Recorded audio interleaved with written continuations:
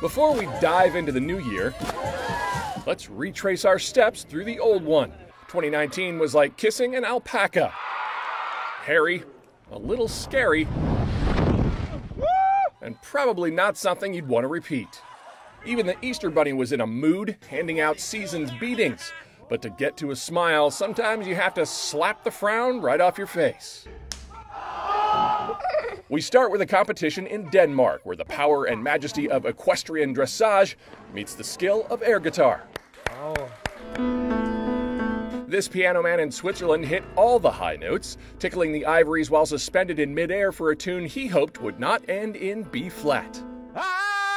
Other musical moments included this donkey duet, an orchestra playing it cool with instruments made of ice, and the armed forces paying tribute to the song of the year. Baby Shark. This woman inspired a case of the feels by bringing her best friend to work, but if your spouse is your friend, I wouldn't recommend it. We reaffirm some truths in 2019. Birds of a feather do flock together, and kitties love to play with string, but sometimes it's best not to keep your eye on the ball. In sporting news, Juno the otter rocked the rim with a two-hand jam, and a Harlem Globetrotter redefined the skyhook by jumping out of a plane. But somehow a skydiver won her sports championship indoors. Winter competitions bring dramatic moments, some before the games even start.